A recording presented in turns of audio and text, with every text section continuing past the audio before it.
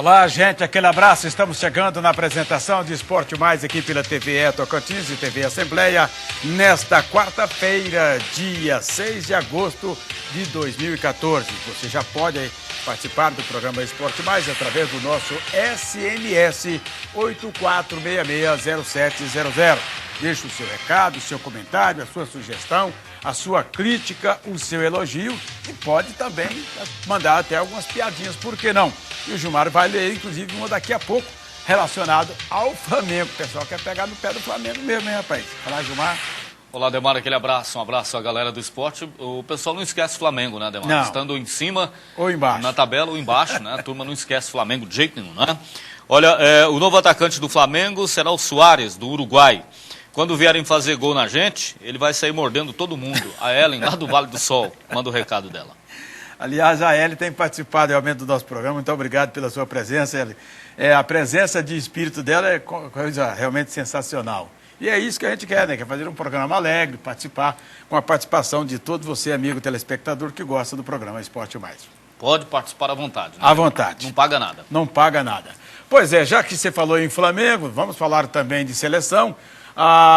O presidente da Federação Tocantinense de Futebol, o Leomar Quintanilha, recebeu o convite da CBF para chefiar a delegação brasileira Sub-20 que vai participar do Mundial na Espanha. Com a palavra, o presidente da entidade máxima do futebol tocantinense, Leomar Quintanilha. Vamos ver. Fiquei gratificado pela CBF ter lembrado do meu nome para chefiar uma importante missão. Já não é a primeira, aí já vai ser a quarta vez que a CBF me convida. Tive uma em categoria de base, na Sub-20 na Austrália, em 93, depois duas outras com a seleção principal nos Estados Unidos, e agora me convida para a Espanha, em Valência, para chefiar a delegação que vai disputar o Mundial na categoria Sub-20 outra vez.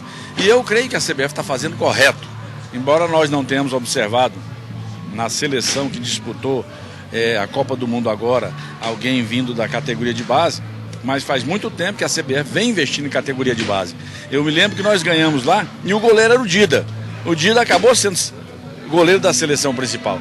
Então o investimento da categoria de base é importante e a CBF continua fazendo. Esse resultado, será que vai aparecer agora nas Olimpíadas de 2016, com Alexandre Galo como treinador? A gente ganha a primeira Olimpíadas aqui na categoria de base, quer dizer, do Sub-20? Ademar, nós só temos que acreditar. Nós ficamos todos pasmos, sem entender o que aconteceu com aquele resultado de 7-1 e depois do de 3-0. Nós não imaginávamos, nem os alemães acreditavam nesse resultado. E eu espero que isso tenha servido de lição e nós possamos, como dizia o Adson Filgueira lá de Figueirópolis, nós temos que procurar a rodilha onde quebramos o pote. Nós temos que saber onde é que nós erramos e procurar acertar da agora para frente. Você acha que o Alexandre ganhando as Olimpíadas, o Alexandre Galo, em 2016, seria o treinador da seleção principal em 2018? Nesse caso, o Dunga seria apenas um bode expiatório, por exemplo, para começar esse trabalho? Ou ele tem competência e vai até o final? Não, eu acho que o Dunga já passou pela seleção brasileira e revelou consistência técnica. Eu creio que ele pode realmente, já que ele também amadureceu, ele pode nos trazer um bom trabalho. O Galo vem se projetando. Aí isso fica um leque maior de opções para a CBF, dentro dos profissionais que estão no Brasil, para chefiar a delegação brasileira. Mas o que nós precisamos realmente é corrigir os erros que nós cometemos para voltarmos a trazer alegria para o povo brasileiro. Pois é, o presidente da Federação, Leomar, disse que tem que procurar, como é que é? A rodilha onde o pote quebrou, não é isso? É. Onde quebrou o pote. Eu sei uma também do meu, um concunhado que eu tenho aí, ex-desembargador, doutor João Leite, João Branco, aliás, que ele diz o seguinte: olha, eu tenho que procurar a égua onde ela perdeu o chucrai, procurar o chucrai onde a égua perdeu, procurar a égua onde perdeu o chucrai, sei lá, negócio assim. Então são essas tiradas que realmente trazem para o nosso futebol de um modo geral. Mas o presidente está certo, Gilmar, com relação à revelação de jogadores, a CBF precisa trabalhar mais, já está no caminho certo ou não?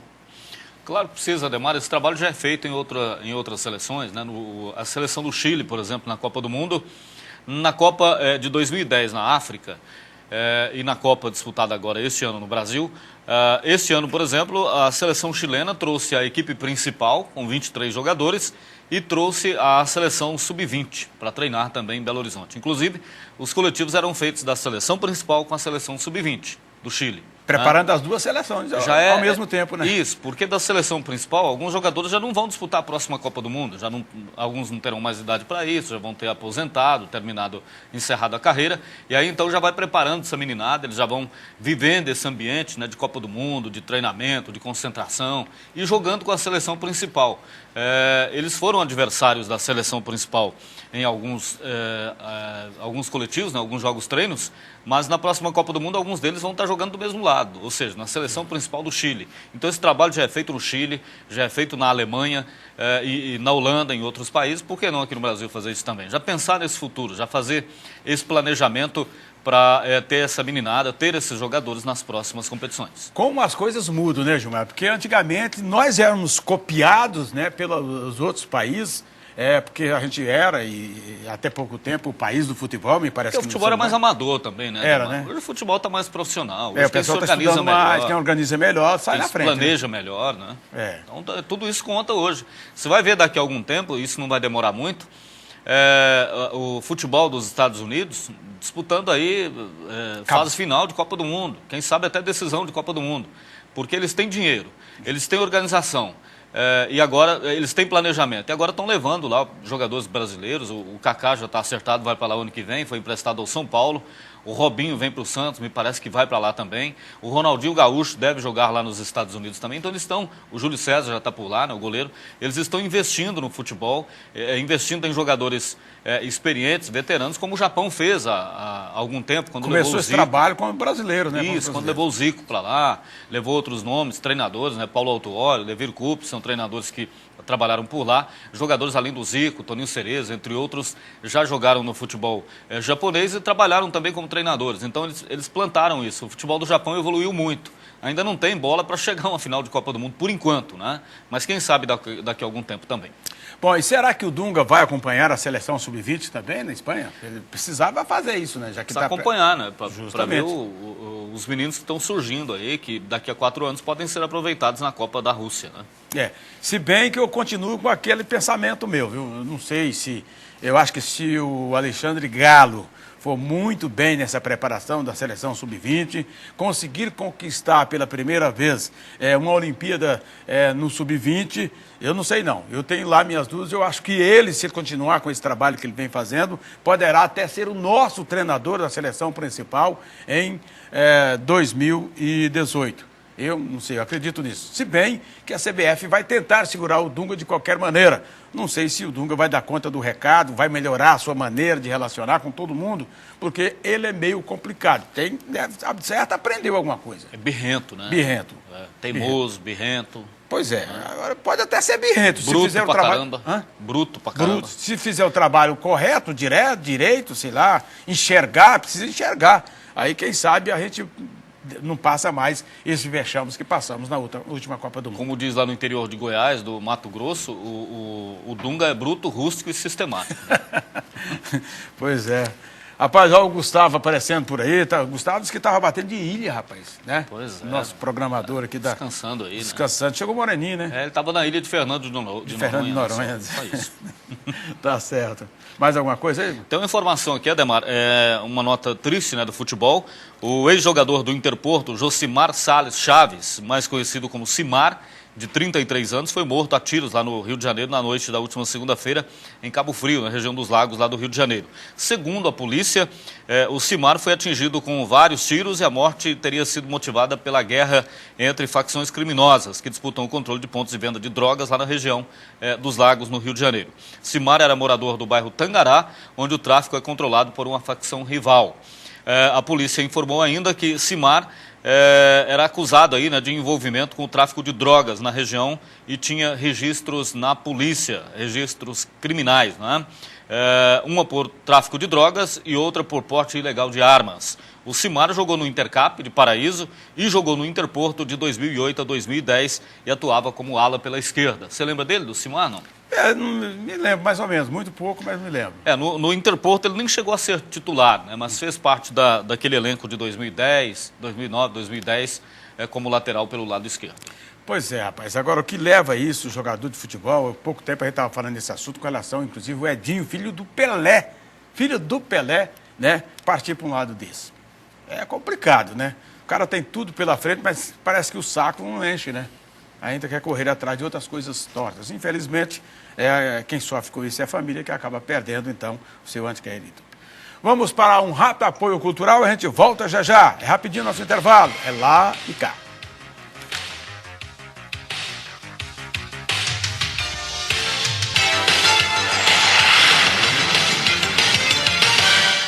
Voltamos na apresentação de Esporte Mais aqui pela TVE Tocantins e TV Assembleia. Olha, agora é para valer, oficializado, portanto, mais um time profissional em nossa capital. Ontem à tarde foi o lançamento oficial da equipe profissional do Ricanato. E o lançamento aconteceu justamente na ACIPA, onde a equipe do Ricanato, a partir de agora, é mais uma equipe profissional do estado do Tocantins e de nossa capital. Vamos conferir, vamos lá. O lançamento oficial da equipe profissional de futebol da Ricanato foi nesta terça-feira à tarde no auditório da Associação Comercial e Industrial de Palmas, ACIPA. Na oportunidade, o presidente do clube, Ricardo Ricanato, falou do surgimento da equipe em 2012, quando sagrou-se campeã amadora. Em 2013, a equipe disputou a Copa BH, conseguindo fazer bonito, inclusive vencendo a poderosa equipe do Bahia. Este ano de 2014, a equipe Ricanato conquistou o vice-campeonato estadual amador, o que lhe deu o direito de se profissionalizar.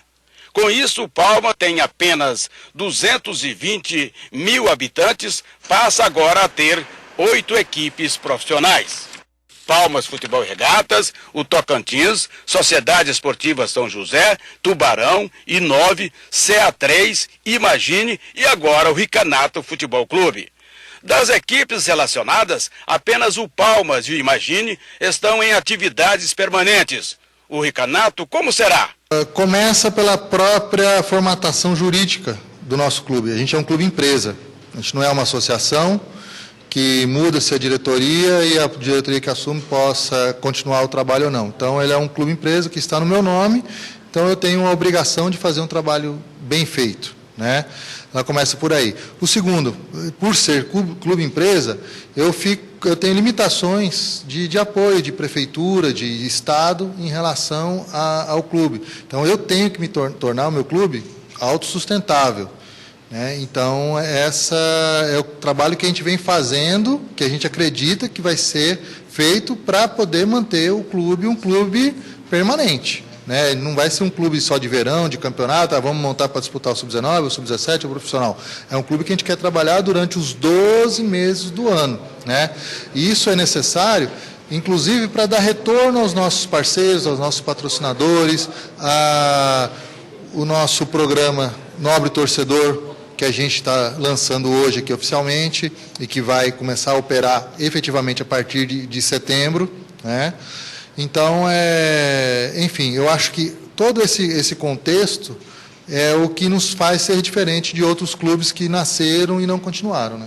O Ricanato chega com cara de time grande, site para divulgar a equipe e parceiros publicitários, assessor de imprensa, criação de cartão Nobre Torcedor e departamento de marketing, com Rafael Felipe. A gente acredita que é um projeto muito bom e não se viu algo semelhante no futebol tocantinense, então a Ricanato Futebol Clube chega inovando, então a gente acredita que com bom trabalho, em breve vocês vão poder estar vendo aí o resultado desse trabalho. Eu acho que toda a estrutura do clube oferece tanto para os jogadores quanto para os sócios, nós vamos buscar esse sócio que fidelize ao clube, porque a vantagem que ele vai ter é muito grande, então a gente acredita que em breve vocês vão poder estar vendo o resultado.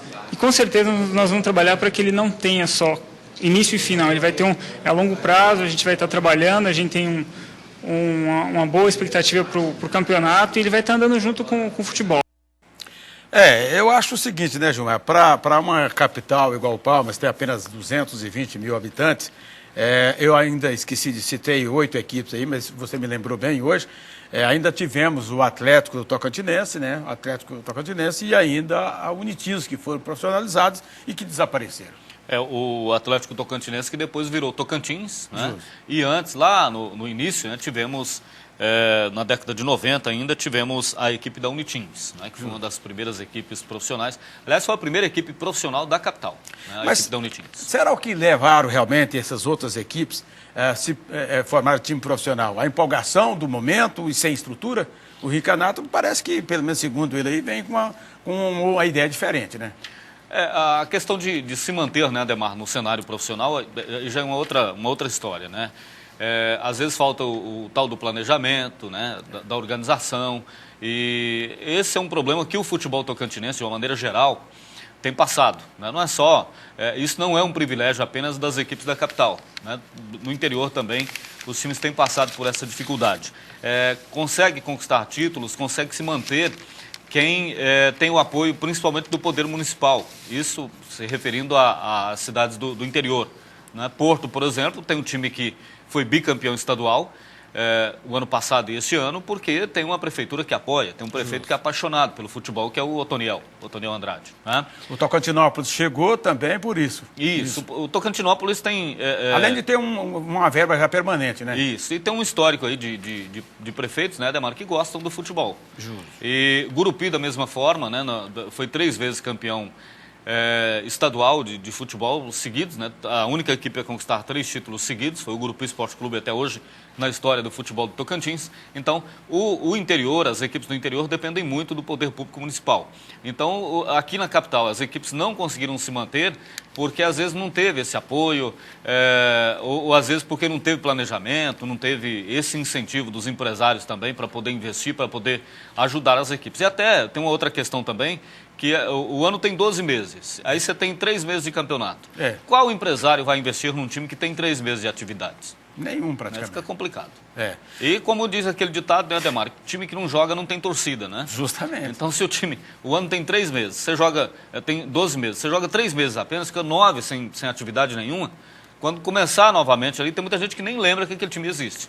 A primeira coisa que nós temos que preocupar, então, é ter atividade o ano todo. Também, né? Também. É importante que tenha atividade, que seja em categorias de base, o Sub-19, o Sub-17, que criem novas competições para que essas equipes possam ter aí essa meninada disputando o ano inteiro. Porque a partir do momento que você tem uma equipe de base, do Sub-15, do Sub-17, do Sub-13, tem competições, o pai já vai para o campo ver o filho jogar nas categorias inferiores, a mãe vai, o tio, as irmãs, os irmãos. Então aquilo acaba levando a família também para os estádios. Aquele menino vai crescendo, da maneira que ele vai crescendo, vai passando a cada etapa, chegando a cada etapa no time, vai levando também esse pessoal junto, né? Os parentes, os amigos, o pessoal que vai acompanhar o atleta, como o Palmas teve no início dos anos 2000, né? Que teve aquele time competitivo e ganhador. Pois é, olha, então, nesse lançamento aí, teve também o lançamento aí do cartão Nobre Torcedor, que vai custar R$ 180, divididos em 3 pagamentos de R$ 60. O torcedor que comprar esse cartão, ele vai ter o direito de 50% de desconto nos jogos do Ricanato e de 10% a 20% nas compras no comércio, né? Então, para tentar incentivar um pouco mais. Além de, quando ele comprar o cartão, já ganha uma camisa oficial do time. Essa é uma outra questão, Ademar, que precisa ser muito bem planejada e trabalhada, né, principalmente, e organizada, porque já tivemos aqui exemplos que não deram certo. O Palmas em 2008, quando o Fernando Rezende era o presidente, aquela empolgação que tinha sido campeão estadual em 2007, ganhou o título do Araguaína, depois de 2008 aí lançaram o cartão do sócio-torcedor, então acabou não vingando, não deu certo, né? O Palmas tomou aquela sapatada do Atlético Mineiro na Copa do Brasil e muita gente desistiu do cartão sócio-torcedor. Tivemos agora com a nova diretoria do Palmas também o lançamento do cartão sócio-torcedor, que parece que por enquanto também não vingou. Pode até ser que vingue, né? Tivemos um exemplo com o São José também, aqui na capital. Isso. Então são exemplos aí que o pessoal do Ricanato precisa ter muito cuidado e organizar essa parte, porque senão acontece como aconteceu com os demais. Eu até conversei com o diretor do departamento de marketing, que é o Rafael Felipe, que inclusive também pertence a Investico, falando para ele que a responsabilidade dele talvez seja até maior do que as outras, porque é ele que tem que correr atrás dos parceiros, né, e correr atrás desse cartão. Com relação, por exemplo, o Palmas, até o Richard Santos me disse uma vez, olha, Ademar, lançamos o cartão, infelizmente eu fiquei praticamente aí, quase que só, não tivemos tempo de correr atrás, então não vingou. Então, esse exemplo já aconteceu aqui, principalmente em nossa capital. Então é preciso que isso não volte a acontecer, tem que correr atrás mesmo. Se cruzar os braços, não vai a lugar nenhum. Então, para o Ricanato realmente ser uma grande equipe, ter um time consolidado, é preciso correr atrás de tudo isso. E principalmente mostrar o que é esse projeto, o que é esse cartão do sócio torcedor, porque o cara está em casa, às vezes ele não está sabendo disso, né, o torcedor. E tem uma outra situação, Ademar, o time do Ricanato vai ter que ir atrás desse torcedor, não é ficar esperando o torcedor ir atrás deles para poder comprar e aderir a esse projeto do time do Ricanato, não. Porque é uma equipe nova, que ainda não tem torcida, então precisa trabalhar tudo isso. Você vê o Palmas com a torcida que tem aqui na capital, com 5 títulos de campeão estadual, as disputas de Copa do Brasil, de Campeonato Brasileiro, não conseguiu levar adiante esse projeto. Então, o Ricanato, o pessoal do marketing do Ricanato precisa trabalhar muito para que isso possa ter sequência. Ok, olha, desafios papelaria. Volta às aulas com 35% de desconto em toda a linha de mochilas e de rodinhas e lancheiras. Descontos de 20% em material escolar ou em tudo em até 6 vezes no cartão. Desafios papelaria, desafiando os preços altos. Rua do Setúbal, telefone 3212-1133 em Palmas. Aliás, falando aqui da papelaria, eu lembrei do Vasco da Gama, né, Gilmar? Que está chovendo de nego lá para ser presidente do Palmas. Quem sabe a papelaria também entra nessa aí, né? O Giovanni. Para ser presidente do Vasco? Para ser presidente do Vasco, não, Giovanni? Pois é, a eleição foi transferida para novembro, né? Então tem chance de registrar mais uma chapa, né? Isso, era para ser hoje, mas ficou para novembro a eleição lá do Vasco da Gama, do novo presidente do Vasco. Aliás, o Vasco tem dificuldades financeiras, é um time que está disputando a segunda divisão, não tem dinheiro para pagar as dívidas, não tem dinheiro para contratar jogadores de qualidade, de peso, né, Ademar? Mas tem 5 candidatos a presidente. O negócio lá tem alguma coisa aí que não está bem explicado. A gente não consegue entender, né? Não, eu não. E o Eurico Miranda está doidinho para voltar. Né? Doidinho para voltar. Pois é. E diz que é por amor ao Vasco. Eu sei que o Giovanni gosta demais do Eurico, deve estar torcendo para ele então. Bom, vamos voltar a falar então do Ricanato, porque também o Denis Maurício, né, então será o diretor de futebol, e então falta mais algumas peças para ajustar, mas o negócio já está quase que redondo, né? Vamos conferir. Denis Maurício será o diretor de futebol e Zezé Vieira, o técnico sub-19. As oportunidades que surgem, você tem que pegar ela e fazer para que o trabalho possa realmente ser bem aproveitado. E isso a gente está trabalhando, está mostrando que a gente tem condições de estar mostrando o nosso trabalho. E isso a gente vai fazer com que a equipe possa correr bem dentro da competição. O técnico do sub-19 já apresentado o Zezé, mas o técnico profissional ainda não. Quando é que isso pode acontecer? Eu acredito que a qualquer momento a gente já tem uma boa relação com o Tomás, falta acertar alguns detalhes, então para a imprensa já está sabendo que é o Tomás, e eu acredito que o mais rápido possível a gente está fazendo a apresentação oficial do Tomás. Minha primeira vez como profissional, todos vão treinar muito, vou lutar até o fim, para a gente conseguir um objetivo melhor para essa equipe. Eu estou ansioso já depois dessa apresentação, mas vai depender muito do nosso presidente, do nosso professor Denis aí, do nosso treinador Zezé Vieira, primeiro treinador aqui nosso aqui. Apesar que queria agradecer muito o nosso treinador Silnei também, mas ele faz parte do nosso grupo do Ricanato também, que foi um campeão junto com ele. Mas fica aqui o meu agradecimento ao nosso presidente Ricardo aí, que está à frente do trabalho aí, apoiando sempre nós aí. E estamos aí firme aí, dependendo do nosso trabalho aí, vamos dar as alegrias do nosso torcedor. Tá aí então o Alisson, né, o Coco, goleiro da equipe do Ricanato, lembrando aí do Silnei, aliás o Silnei que fez um trabalho aí diante do Ricanato desde 2012, agora não está nesse projeto. Faltou algum acerto entre as duas partes e tal, e então ele vai ficar fora então desse projeto. Mas o Silnei é competente, com certeza outras equipes, ele deverá trabalhar em outras equipes por aí. A equipe sub-19 já começa os treinamentos, Gilmar, ainda esta semana, talvez amanhã, ou então ainda esta semana começa os treinamentos da equipe sub-19. Com relação ao time profissional, vai demorar mais alguns dias, quem sabe até o final do mês, mesmo porque ainda falta um pequeno acerto com o Tomás, que vai ser o técnico da equipe profissional. E então falta algum detalhe para fechar. O Tomás não esteve presente no lançamento, ao passo que o Zezé, como já é contratado aí da equipe sub-19, então já está contratado. Falta também acertar para o sub-17, e há quem diga que foi feita até uma proposta, impulsionei para a equipe sub-17. Não sei se houve ou não a proposta, mas ainda me parece que está em aberto. E a intenção, então, do Ricanato é fazer os seus treinamentos no campo do Aureni 1, até terminar o seu CT, que está sendo construído. E lembrando, Ademar, que hoje é o último dia, né, para as equipes confirmarem participação no Campeonato Estadual Sub-19. Isso. Hoje, até às 6 da tarde de hoje, então, quem quiser participar tem que confirmar até logo mais à tarde, às 6 horas, na Federação Tocantinense de Futebol, através da carta de adesão, né? E aí, então, amanhã, nós vamos ter aí o número de equipes do Campeonato Estadual Sub-19 deste ano. Ok, nós vamos para mais um rápido apoio cultural e a gente volta já já para falar mais desse assunto e também da equipe do Interporto. É rapidinho, é lá e cá.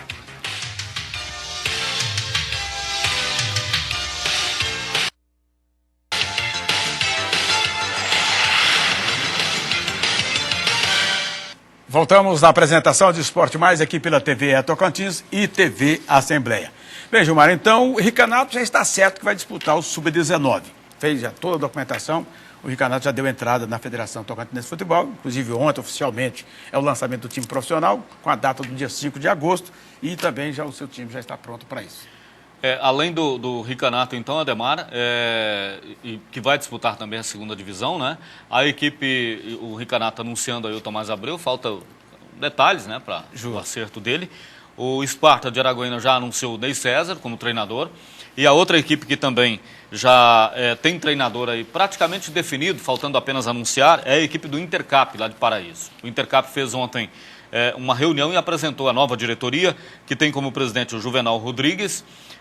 Ele é o diretor municipal de esportes lá de Paraíso, tem como diretor de futebol o Márcio Leonino, Romário, né, o famoso popular Romário, e tudo indica que vai ter o apoio do município aí, né, porque o presidente do time agora é o diretor municipal de esportes lá de Paraíso, o Juvenal Rodrigues.